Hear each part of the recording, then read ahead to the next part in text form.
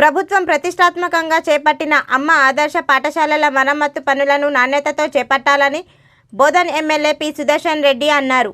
శుక్రవారం నిజామాబాద్ జిల్లా ఎడపల్లి మండలంలోని జాన్కంపేట్, ఎంఎస్సి ఫారం, బ్రాహ్మణపల్లి గ్రామాలలో ప్రభుత్వ పాఠశాలలో జరుగుతున్న పనులను ఎమ్మెల్యే సుదర్శన్ రెడ్డి పరిశీలించారు.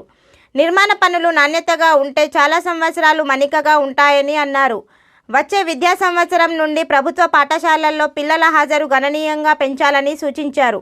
ప్రభుత్వ బడులను బలోపేతం చేస్తే పేద విద్యార్థులకు నాణ్యమైన విద్య లభిస్తుందని అన్నారు.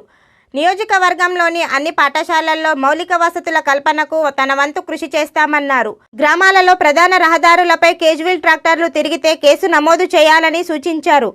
గ్రామాలలో కార్యదర్శులు, పోలీసులు, ఆర్ఎండ్బి అధికారులు ఈ విషయంలో ప్రత్యేక చొరవ చూపాలని అన్నారు. నాణ్యమైన రోడ్లు చెడిపోతే ప్రజలు ఇబ్బందులు పడాల్సి వస్తుందని అన్నారు.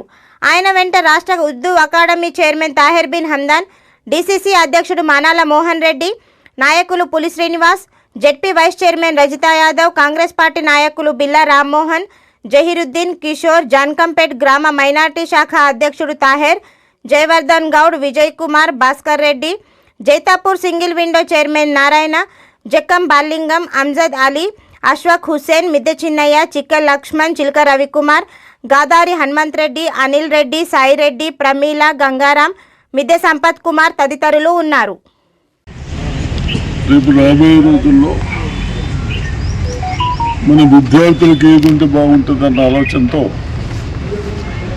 ఎక్కడ ఏ అవసరాలు ఉన్నాయని చూడటానికి రావడం జరిగింది. తప్పనిసరిగా ఇక్కడ మగ పిల్లలకు బాత్రూమ్స్ ఉన్నాయి, దాన్ని కూడా మంచిగా చేపిద్దాం.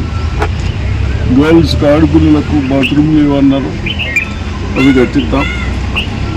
అదేవిధంగా డ్రింకింగ్ వాటర్కి తాగడానికి ఎక్కడ ఇబ్బంది ఉంటే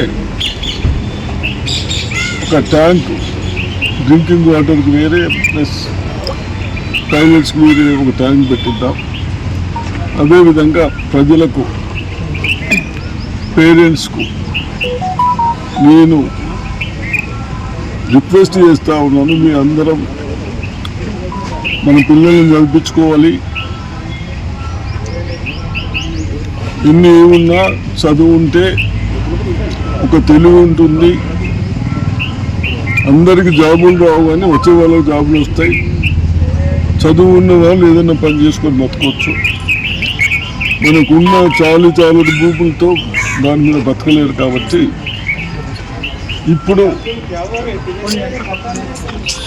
మన ప్రభుత్వం వచ్చిన తర్వాత స్ట్రెంత్ చేపియాలి. నేను టీచర్లకు కూడా రిక్వెస్ట్ చేస్తూ ఉన్నాను, నా పిల్లలు చదివిన వాళ్ళకు ఎక్కడనో ఒకళ్ళిద్దరు తప్ప అందరికి 75% ఎబో రావాలి.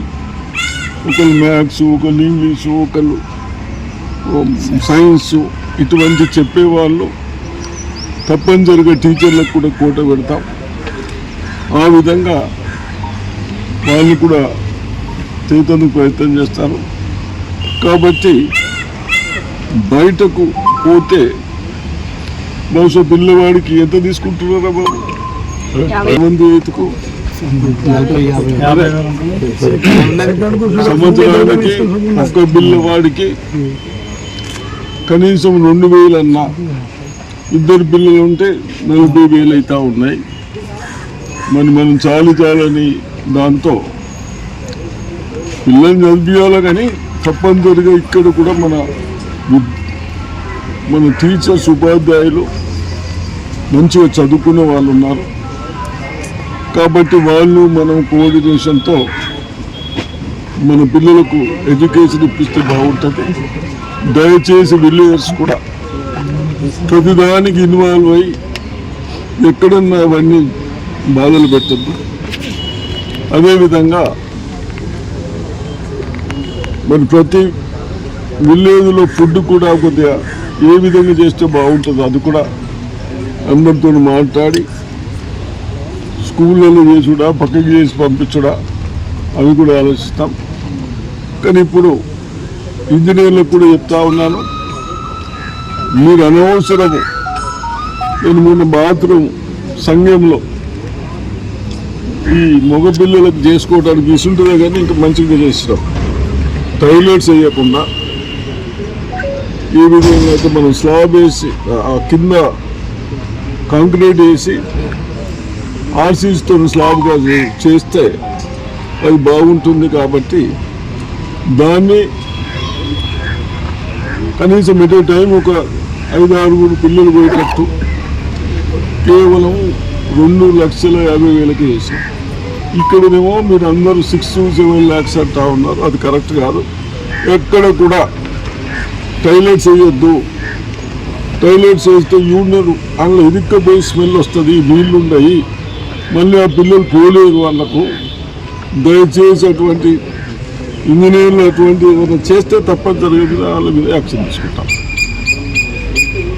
మీరు అదే